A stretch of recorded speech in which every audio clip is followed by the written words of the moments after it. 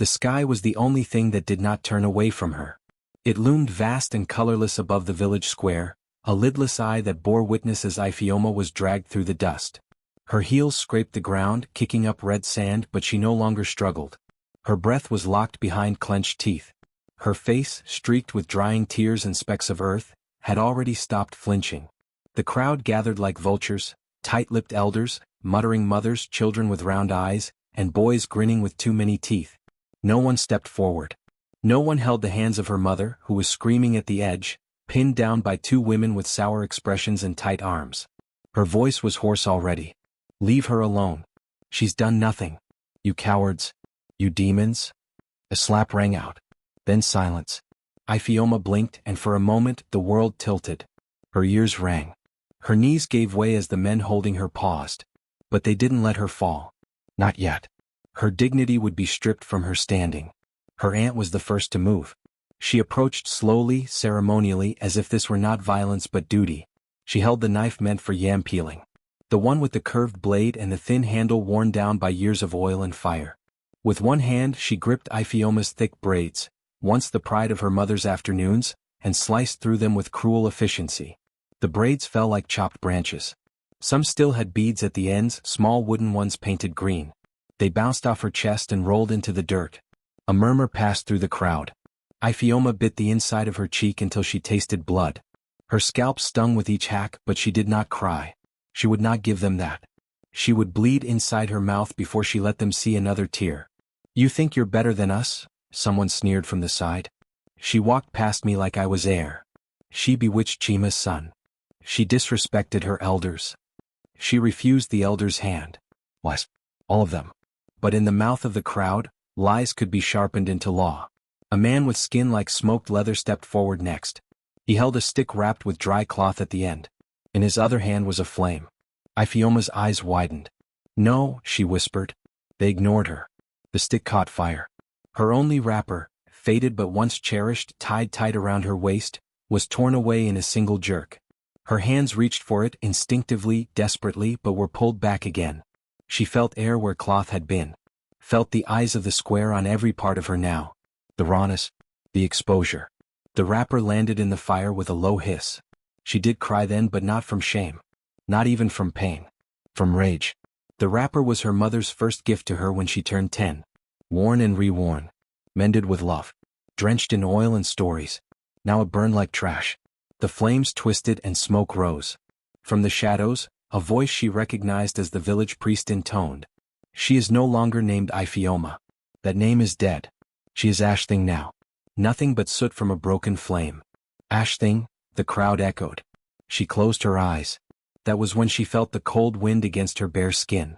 Someone threw sand at her feet. A child spat. Her mother's voice returned, hoarse and hollow, pleading now. "Please, please, let me cover her. Just a cloth. Just a leaf. She is still a girl." A woman pulled her back again. "No. She is Ash. Let the wind dress her now." Ifeoma could hear her own breathing now, ragged, uneven, fighting against the panic that threatened to rip her apart from the inside. She searched the sky. It was the only thing not looking away. The sun did not blink. The clouds did not scorn. The wind did not laugh. She let her knees bend then. They didn't stop her this time. She dropped, not collapsing but kneeling. The dust rose up around her like a soft shawl, trying its best to clothe her. Her body, still raw and small and brown and bruised, shook as she folded her arms across her chest. The name echoed again. Ash Thing. From all directions. Ash Thing. She was no longer human to them. She was a lesson. A warning. A spectacle. A victory. The ground beneath her knees turned hot from the sun. She stayed still. She would not run. She would not scream. She would not beg. The sky was watching. She tilted her chin upward and opened her eyes. It was the only defiance they could not burn. And the sky, in all its pale blue indifference, did not speak, but it also did not turn away. Her mother sobbed from where she was pinned. Someone clucked their tongue. The mother is weak. That's why the child was bold. They left her there. Naked. Shaven. Stripped. Until the sun began to lean westward and the dust grew long around her. One by one the villagers drifted away. Their curiosity sated. Their righteousness fed. Even the priest walked off with a slight limp, muttering another false prayer. Only her mother remained, sitting crumpled near the edge of the square. At twilight she crawled to her daughter. Wordless. Empty-handed. But she took off her own wrapper, the last thing she owned, and draped it over her daughter's shoulders. Ifeoma didn't cry. Her voice had gone quiet somewhere between mourning and humiliation. She stood, slow and brittle, and walked with the wrapper trailing behind her, her head newly bare, her skin still hot with shame and dust and something else rising. Something under the skin. Something deeper than rage. The people thought they'd broken her. But in trying to turn her to ash, they had only prepared her for fire. The fire was small, not a roaring blaze like a feast fire, not a cleansing fire like the kind they used to rid a hut of spirits, but it was intentional, purposeful. A wound-shaped flame, tucked in the center of the elders' circle. They gathered just before midnight, when the moon was high enough to cast sharp white lines on the red clay ground. Their shadows stretched long like warnings. Each elder held a piece of palm leaf, but only one bore the name. Her name. Written in thick black dye, the palm leaf trembled in the high priest's hand, though no wind blew. Ifeoma was not invited to this gathering, but she was not far. From the cracked wooden window of the granary where she was forced to sleep, alone, wrapped in her mother's old wrapper, too thin for the night's cool, she could see them. Their backs. Their slow movements. The silent coordination of those who believed they were doing something holy. Her name. Ifeoma. It meant good thing. It had been sung once by her grandmother in lullabies. It had been whispered into the curls at her neck by her mother on hard days. It had echoed through her bones during games, arguments, dreams. And now it was a curse. They had twisted it, spat it out, beaten it from lips. Now they wanted to erase it entirely. The high priest stepped forward. His robe dragged across the dirt like a shadow. He held the palm leaf above the flame. "She is forgotten," he said. The others repeated in one voice, "She is forgotten." "Ifeoma is no more," the priest said. "She is ash," they answered. The leaf dipped. The fire caught. For a moment the flames hesitated, as if considering. As if even they were reluctant to swallow that name. Then with a soft hiss the leaf began to burn. Ifeoma leaned closer to the window. The wrapper around her shoulders slipped, exposing skin still tender from the day's humiliation. Her fingers curled around the sill, knuckles pale. The fire flickered. The leaf curled, blackening at the edges. But just before it collapsed into ash she saw it. A face. Inside the fire. It wasn't hers. It wasn't the priest's. It was something older. Something that had teeth, but smiled. A face that had eyes made of coal and lips like curled flame. It turned to her as if it had always known where she sat. It looked at her. Looked through her. And it smiled. Not cruelly. Not kindly. Just, knowingly. It did not look away. Ifeoma gasped. The breath caught in her throat like a bird fluttering in a cage. She stepped back, nearly knocking over the clay bowl behind her. The sound made no one outside turn. They were too busy watching the fire they thought they controlled. But Ifeoma had seen something they had not. The fire did not eat her name. It acknowledged it. The flames collapsed inward, and the final thread of the palm leaf vanished into gray dust. The circle of elders bowed once, slowly. One poured a gourd of water onto the fire to end the ritual. Smoke rose, thin and sharp, like something exhaled. The high priest turned. The others followed. One by one they faded into the night. Ifeoma sat on the floor of the granary, her knees pulled to her chest, her arms wrapped tightly around them. The air inside the hut should have been cold, night air always was. But it wasn't. The air felt thick, warm. Not like a blanket but like hands close to the skin. Like the heat before rain. Like breath at the back of the neck. It wasn't cruel. That was what unsettled her most. She had learned to brace against cold and cruelty. But this warmth that did not strike or sneer, it left her confused. Disarmed. Her bones, so used to flinching, did not know how to sit still. She lay back slowly. The earth floor beneath her was cool. The wrapper didn't cover her fully, but she no longer shivered. Above her, the beams of the roof groaned softly, like a voice not yet formed. Sleep came slowly. In her dream she walked barefoot through red dust, but the ground didn't hurt. The air glowed. The trees leaned in close as if listening. The same face from the fire hovered ahead, made of flame yet not burning. "Ifeoma," it said. She flinched. It had used her name. Her real one. The one burned in front of witnesses. The one declared ash.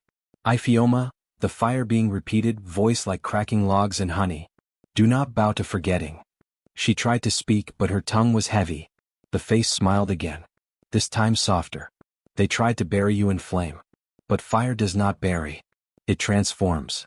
Then it vanished. She woke before dawn. The stars still hung like stubborn memories in the sky. She sat up. The granary was quiet. But the heat remained, not around her this time but inside her. A glow low in her belly, not pain, not sickness but a hum. Like a coal tucked under skin. She placed her hand on her chest. Her heart thudded once, strong. Her name echoed in it. Not whispered by another. But by herself. She closed her eyes and said it, lips barely moving, Iphioma. The air did not rebel. The night did not laugh. The fire had taken her name, and made it hers again. At first the ash was just a place to hide. The villagers thought they were clever, cruel in subtle ways. After stripping her in the square and burning her name they let her live, but barely. They gave her a broken wooden bowl to eat from, if they remembered to feed her. They threw her a few rags that barely clung to her hips before disintegrating with each breath of wind. Her mother, watched too closely to offer more, could only leave scraps of boiled yam husk by the edge of the granary door when no one looked. The rags tore after the second day. Their edges unraveled like weak vines, leaving her with nothing but air and the scent of smoke that never left her skin. So Iphioma turned to what was left. After the cooking fires burned down each night, she crept close and gathered handfuls of warm powder in her palms, smearing it across her arms, chest, back. She sat in it, wrapped herself in it, nestled into it like a frightened animal burrowing for sleep. The soot marked her skin with streaks, gray at first, then darker the longer she stayed. Her knees turned charcoal. Her elbows smudged black. Her shoulders bore smears like war paint, though no war had been declared, only survival. The first time she smeared the ash across her bare legs, it was out of desperation. The night had sunk its teeth into her bones. Her teeth had clattered so loudly she feared they'd hear her trembling in the dark. But when she rubbed the ash into her skin, warmth bloomed. Not enough to stop the cold entirely, but enough to let her breathe without shivering. It was fine, soft, forgiving. Unlike cloth, it did not tear. Unlike people, it did not stare. It welcomed her. By the fourth night, she didn't sleep on the mat of dried leaves anymore. She made a bed in the ashes of the cooking pit, now long extinguished. The villagers assumed she was being punished and let her be. Let her marinate in the filth they believed she'd become. They did not see how the ash curled around her body while she slept. How it followed the shape of her spine, how it traced the lines of her fingers like a glove being tried on. They didn't notice the faint movements, subtle swirls when she breathed too deep, the soft twitch of dust when she whispered her name at the edge of dreams. She noticed. She didn't tell anyone. One morning she stood and the ash rose with her, not falling off, not shaking loose but clinging like fabric. Not dusty or dry, but soft and tight around her form, like a second skin made of shadow. She reached for her arm, brushed her hand across it, expecting it to smear. It didn't. It stayed. More than once she tried to wipe herself clean with river water. But when she returned to the ashes, when she stood near the fire pits, when her bare feet pressed into soil still warm from the sun, the ash reappeared. As if drawn back. As if summoned. Some villagers began to mutter. Why doesn't she wear rags like the rest? Where does she find soot every night? That one was stripped, and yet she walks like someone clothed. They looked away too quickly. Even the children, once eager to mock her, hesitated now. Their laughter stopped when she passed. Her silence unnerved them. Her calm. The way the wind no longer pushed her but swirled gently at her back. That night she dreamed again. In the dream her body was not alone. She was lying in a field of ash, soft as fur, warm as breath, and hands, large and patient, moved across her skin. Not with cruelty. Not with hunger. With reverence. Fingers dipped into soot and traced shapes on her back. Spirals, lines, markings like river paths and mountain teeth. They pressed into her shoulders and painted symbols that tingled and hummed. Her skin did not sting. It welcomed the touch. She did not cry. She sighed. A voice, neither man nor woman, whispered, "You were burned, but you were not broken." The fingers paused over her ribs. Drew something curved there like a seed or an eye. You were unwrapped, but now you wear truth. Iphioma woke before the sun, breath heavy, skin still tingling. She sat upright and looked down at her chest. Still clinging. Still unshaken. But now faint lines traced her collarbones. Not random smears. Deliberate patterns. She stood and stepped outside the granary. The morning light was soft. No one else stirred. The village still slept. Iphioma knelt near the pit where the elders had burned her name. The ashes there were older, colder. But when her hand reached toward them, they stirred. Welcomed her. She dipped 2 fingers into the pile and brought them to her face.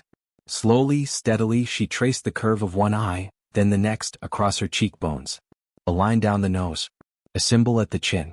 Her reflection in the basin's water flickered, not pitiful now but fierce. The girl they had stripped was not gone. She was here. And now she was clothed in ash. Dressed in soot.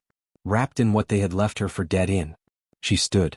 A woman passing with a basket of cassava paused and gasped. Ifeoma looked her in the eye. The woman dropped her basket and hurried away. No one called her Ifeoma. No one dared say Ash Thing. They did not know what to name her now, so they said nothing at all. The dare was whispered the way all cruelty was in the village, beneath breath, behind hands, between boys who had not yet learned the weight of their games.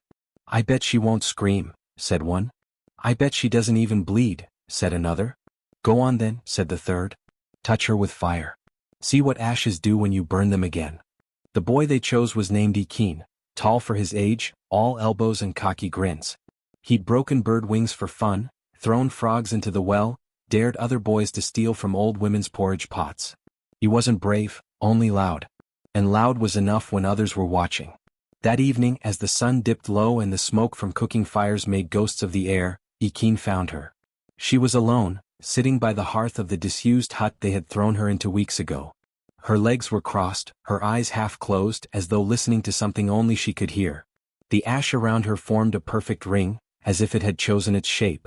Her skin, dusted and marked in soot like soft armor, shimmered faintly in the golden dusk. Ghanian paused just outside the circle. The boys were watching from the shadows between huts. He could feel their stares, their breathless anticipation. They thought he would scare her. Make her cry. Make her scream and run. He lit the torch. It was small, a rolled scrap of cloth soaked in palm oil, tied to a stick and sparked with flint. The flame jumped to life, orange and hungry, crackling with youth. Ifeoma, he called, raising the flame. She did not move. I said, Ifeoma. Still nothing. Only a slow blink as if the name didn't touch her anymore. He stepped forward. The ash at his feet stirred. He paused, then laughed to cover the shiver in his spine. You think you're magic, eh? You think you're something now? Dressed in dust like a shrine rat. She looked at him then. Not with fear. Not even with anger. Just looking. Seeing him. That made him angry. He lunged forward, thrusting the flame toward her bare shoulder. The torch touched her skin. It should have seared, sizzled, screamed. But it didn't. The fire, eager and wild, changed. It flickered blue. Blue like deep water. Blue like old sky. Blue like something that had never belonged to boys or their games. Ghanian yelped. The torch jerked back as if struck by wind, though the air was still. He stumbled, blinking at the sudden color. What? Then pain. Real pain. He dropped the torch. His hand, the one that held the fire, began to blister. Fast, ugly, angry. Blisters bubbled up like boils, red and raw, stretching his skin like it was about to burst. He screamed. The boys in the shadows vanished. Ifeoma stood slowly, ash falling from her shoulders like gentle snow. She did not touch him. She did not speak. She simply stepped out of the ring of soot, barefoot, her feet as quiet as smoke. Ghanian backed away, clutching his hand. Witch, he cried. Witch. But there was no power in the word anymore. No strength in the syllables. It fell flat. Weak. She walked past him. Behind her, the fallen torch did not die. It relit. Quietly. The flame danced low, whispering. It spun in small circles, casting long shadows across the dust. It did not chase. It did not spread. It stayed behind her, a second presence, a quiet echo. And it followed. Not beside her. Behind. Like a servant. The villagers said nothing when they saw Ghanian carried into his mother's hut. His blisters leaked yellow. His cries rattled windows. His father demanded explanations, but none came. They asked him what happened. He said, she didn't burn. They asked what he meant. She didn't burn, he repeated, tears streaking soot down his cheeks. I touched her with flame. But it burned me. They did not believe him. Not at first. But when they approached the hut where she slept, the air was warm, unnaturally so. The ash around her was undisturbed, though no wind had swept it. And in the center of the hearth, a small flame flickered. Blow. They said it was impossible. But they did not dare test it. That night, Ifeoma dreamed again. She stood in a great hall of smoke, where every wall shimmered with glowing embers. The air was thick with memory, the kind that settled in bones. Before her stood a woman wrapped in fire, not burning, not dangerous, but radiant. She did not speak with lips.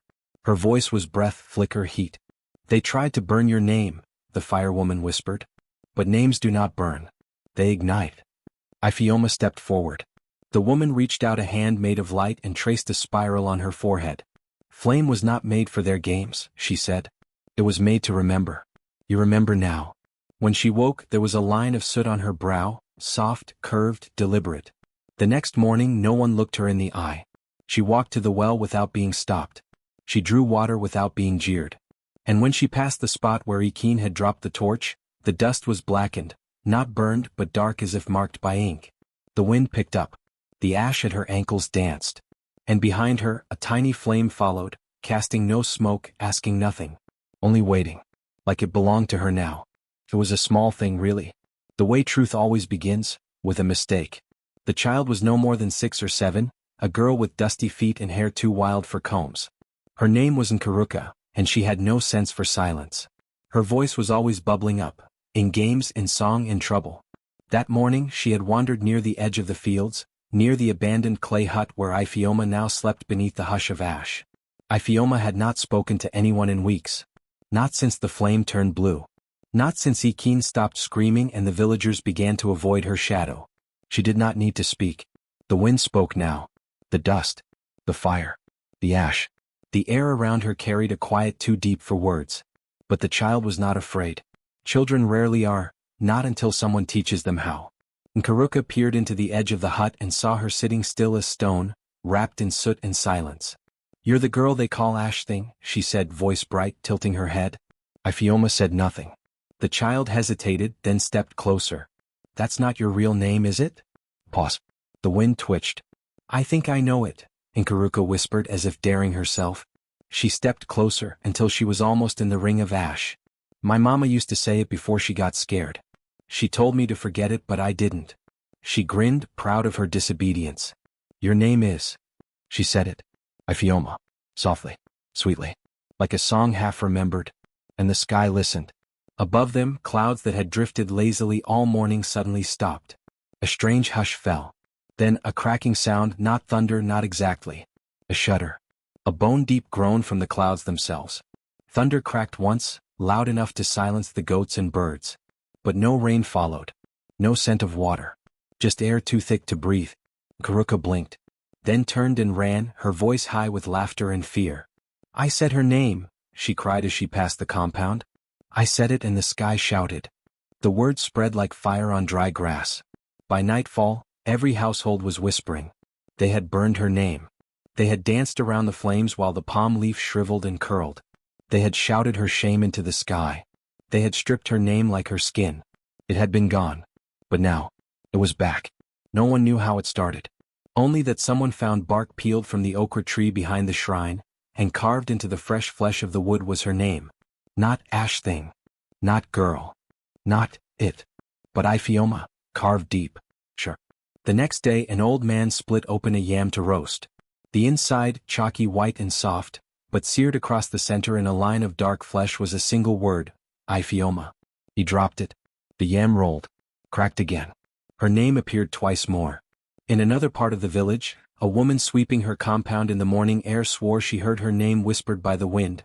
Not once, not even twice, but 3 times, each one clearer than the last. The woman's broom fell from her hand. "Iphioma," the wind whispered, as if practicing, as if remembering. Some tried to ignore it. But then, her name began etching itself where no hand could reach, beneath the cooking pot, scorched faintly into the clay. Along the edge of the well, where moss had grown thick, letters appeared in curling green tendrils. Children drew it in dirt without knowing why. And each time it was spoken aloud, thunder rumbled again, low, slow, patient. Watching. Listening. The elders met in secret. "She should not be remembered," the oldest muttered. "The fire took her name." "Then the fire has changed," another replied. "We must ask the ancestors to silence her again." Can they? They didn't know. Because Iphioma was not begging to return. She was not pleading for her name back. It was the name itself that refused to stay dead. It moved with breath. with soil, with silence. And the villagers began to wonder if they had ever truly killed it, or if they had only buried it, shallow and trembling, waiting for a child's tongue to dig it up again. Iphioma did not speak. She did not need to. She sat in the center of her ash ring, eyes open, watching nothing. But inside her, something stirred. Not rage. Not revenge. Memory. She had been given that name as a gift once. Not by the villagers. Not even by her mother. It had come before them. Whispered to her as an infant in the hush of dusk. Iphioma, a good thing. A beautiful name, soft with promise. They tried to turn it to ash. But ash remembers. Each time someone whispered it now, she felt it. The syllables curled under her skin. The scars across her ribs buzzed. Her name returned to her not with chains but with power. Like each utterance was a thread sewing her together again from the inside out. She walked the village once that week. Slowly. Silently. Her bare feet brushed over the earth. And wherever she stepped, a faint trace of soot followed, not falling from her but rising from the ground itself. At the shrine's base an old priestess stopped her. "You should not be walking here," the priestess hissed. Iphioma stared. "You are not named." Still Iphioma stared. "I said." But then the wind picked up. And the leaves behind them rustled, the way tongues do before they speak. The wind spun in a small circle and sighed, a sound that sounded a lot like Iphioma. The priestess froze. Her lips trembled. And in the pause Iphioma walked past. That night in a dream the sky opened. Not with fire. Not with rain. With names. They fell like petals, not all hers but many like it. Names once burned. Names once forbidden. Names sung by girls who'd been stripped and silenced. A chorus of syllables rising like thunder. And somewhere in the middle, hers. Clear. Full. Alive. When she woke, her palms were stained with charcoal in the shape of her name. No one tried to wash it off. No one could. The name was no longer just hers. It had become a seed in the village soil. And they would walk on it forever. The first time someone noticed the smoke, it was a child. Little Anulika, barely taller than a yam mound, watched Iphioma from behind a crooked fence post. She'd seen her before many times, the girl wrapped in ash, the one who never flinched. But that morning something changed. When Iphioma passed through the market, her bare feet leaving silent prints in the dust, Anulika tugged at her mother's wrapper and whispered, "Mama, the air behind her is burning." Her mother slapped her hand away. "Don't say such things. Look away." But Anulika didn't. And she wasn't wrong. A faint smoke trailed behind Iphioma now. Not like the thick plumes of cooking fires, not the black haze of palm oil torches. This was thinner, grayer, like the last breath of something once hot. It rose from her heel to knee in coiling threads, and vanished if you looked too long. But it was always there. Others began to notice. At first they said nothing. It was easier to pretend their eyes lied. But the smoke grew bolder. By midday she passed under the shade of the great Udala tree, and its fruit, usually still until wind or stick stirred it, began to quiver. The leaves trembled. A single ripe Udala fell at her feet and split open, the white flesh inside already smudged with soot, though no one had touched it. By dusk people whispered her name again. Not aloud. Not like before. This time it came out in fragments, careful and cold. Ashchild. That fire one. The cursed girl. The fire witch. And when Iphioma passed the chief's compound, something broke. The chief's wife, Urena, was reclining under the carved veranda, eating roasted plantain from a brass tray. She was a proud woman, feared more than the chief himself. Her voice could bend decisions. Her eyes could wither pride. She had once led the song that cursed Iphioma's name. And now she saw her again, walking not crawling. Wrapped in rags that no longer tattered. Each fold still glowing from dusk's light. Each step trailing soft smoke. Urena squinted. Then narrowed her eyes. Then stood. "You," she hissed, flinging the tray to the ground. "You dare walk this way again?" Iphioma said nothing. She didn't even slow. Urena took a step forward. I told them the fire never took all of you. Look how she walks now. That is not a girl. That is the fire witch reborn." Her voice cracked like a whip.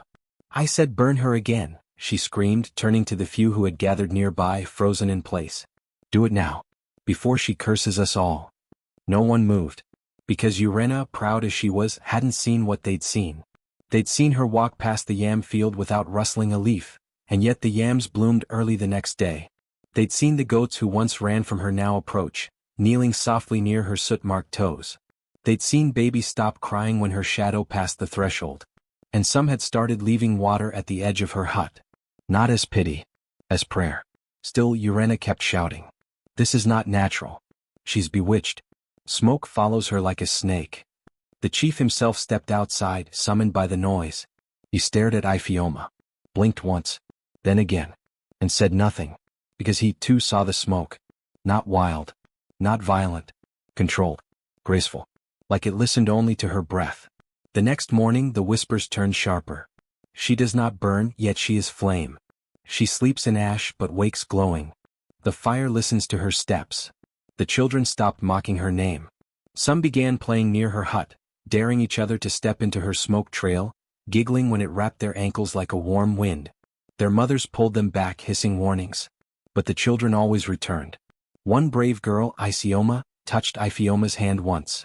I thought it would be hot, she said softly. It is, Iphioma replied. But it doesn't hurt. No, she said. It never hurts what's soft. The girl blinked up at her, then smiled. That smile began to echo in the village like ripples from a thrown stone. Each time Iphioma walked, her ashcloth gleamed faintly, not silver, not gold, but a warm orange tint that shimmered like embers in starlight. Women began noticing the change in her face. Not pretty, not vain, but centered. Her eyes no longer flicked away. Her back remained straight, even when stones were kicked near her feet. Her breath was even. And her silence no longer felt like defeat. It felt like authority. One night, a boy named Chijiok followed her from a distance. He wanted to know where the smoke came from. He crept behind her through the path leading out of the village, past the sleeping compound walls, past the old trees where stories said spirits once wept. And he saw her stop, stand still, then raise her arms. Not high, not theatrical. Just a slow lift, as if lifting nothing but air. And the smoke around her thickened, then rose, then curled into a spiral. Chijiok gasped. The smoke formed symbols. Circles. Dots. A shape like an eye. He tried to run. But the moment he turned, a gust of wind spun him around and knocked him to the ground. It didn't hurt. But it pressed, like the weight of a gaze. Like shame. When he looked up, she was gone. But the symbols hung in the air for 3 more breaths. He didn't speak of it until years later. By the 3rd moon, things began to change without her touching them. Candles flickered when she passed. Fires, once needing breath to grow, would leap to life with just her glance. Rags she wore stayed whole no matter how often she was tripped or shoved. Rain would start, but never fall directly on her head. At first, the elders discussed cleansing. But no one dared volunteer to do it. Instead, they stopped speaking when she approached. Their eyes darted to her hands, to her rags, to the flicker of heat in the air. And then back down. Urena took ill. Her voice grew hoarse. Her breath came slow. Some said it was the fire's judgment. Some said it was the weight of her own name pressing on her chest. But Iphioma never visited her. She did not need to. The fire followed her, not to punish, but to witness. It trailed behind her like a veil. It whispered, she remembers. It hissed, she survived. It curled around her ankles like something alive, something old, something too holy to name. And in the village that once stripped her, burned her name, and left her naked under the sky, the ash child walked like dusk itself, silent, glowing, and never once looking back. The festival of cleansing came once a year, and this time, it arrived with whispers and watchful eyes. Drums beat louder that day, though not with joy. The scent of roasted yam filled the air, but it was laced with something sour, fear. Iphioma stood at the edge of the square, barefoot and quiet, the soot-stained cloth wrapped around her like second skin. Smoke curled lazily around her shoulders, rising from nowhere, answering to nothing but her breath. Children who once pointed now stayed hidden behind their mother's legs. Even the elders, draped in white and oiled with red clay, cast glances her way like they feared their eyes might catch fire. She walks with the ash of the dead, someone muttered. No. She walks with the fire of the forgotten, came another voice. Still, none dared say her name aloud. She hadn't spoken it since the night they burned it. But it had spoken back to her in smoke and dreams, in the hum of old soot that clung to her body like memory. The fire pit in the center of the square blazed higher than ever before. Bundles of dry palm fronds had been added to the pyre, crackling like snapping bones. The heat rolled out in waves. Flames danced like eager tongues waiting to taste something holy or haunted. The chief's voice rose above the murmurs. There is one among us whose shadow disturbs the soil. The flame shall decide if she walks among the living or walks alone. People parted as the chief's guards approached her. But they didn't need to touch her. Iphioma stepped forward on her own. Her feet barely made a sound. When she reached the edge of the fire, a hush fell so complete that even the smoke seemed to pause. She did not look at the chief. She did not look at the crowd. Her gaze fixed only on the flame, the same fire they once tried to shame her with. The same fire that had licked her name from a palm leaf and left her body exposed to the night. Someone whispered, "She won't do it. She'll run. She'll scream." But she didn't. Iphioma walked forward and stepped into the flames. The fire opened around her. It didn't leap. It didn't rage. It welcomed her like a long-lost child. The flames licked her skin, traced her arms, curled around her legs, and she kept walking, deeper into the inferno, until her entire body disappeared in the heart of the bonfire. Gasps tore through the crowd. A woman screamed. Someone fainted. And then silence. Not even the fire made a sound. The flames stood still, pulsing like a heartbeat. Then she emerged. Her cloth had vanished, replaced by something darker, red-black soot clinging to her like armor. Her skin glowed with heat but bore no burn. Her hair, once shaved to humiliate her, now fell in short, coiled streaks, black with glimmers of ember, as if each strand had remembered the fire and kept a piece of it inside. But it was her eyes that silenced even the most stubborn lips. They smoked. Not tears. Not rage. But smoke, a soft, steady mist that poured gently from her gaze like incense from a sacred pot. No one spoke. No one moved. Even the flames bent toward her as she passed like they too were in awe. She walked back to the edge of the square, then turned to face them. Not to ask for approval. Not to explain. Just to be seen. And she was. One by one heads bowed. The chief did not speak. He could not. The bonfire behind her flickered once, then dimmed. Iphioma walked away, her soot trailing like a royal train, and the heat she carried lingered in the air long after she vanished from sight. And though no one ever claimed to understand what had happened that day, they all remembered it the same way.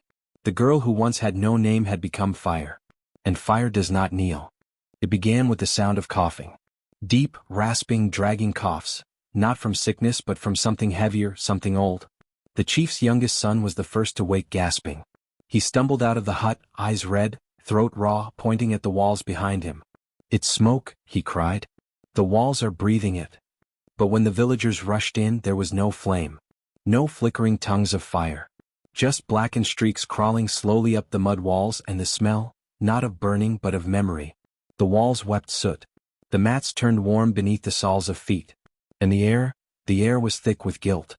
By the next night, Urena's hut moaned in the wind. She hadn't left her home in weeks, not since the cleansing festival where she watched Iphioma walk through flame like it was her own blood. Urena had once led the chance against her. She had ordered her stripped, her name burned, her hair sheared. Now her woven roof crackled with heat though no fire touched it. At dusk she heard a soft noise outside. Footsteps. Slow. Even. When she peered through the curtain she saw a glow, faint amber, moving gently along the path. Iphioma. Her hair now threaded with ember, her ash-soaked body lit like a coal left too long untouched. She did not speak. She did not look back.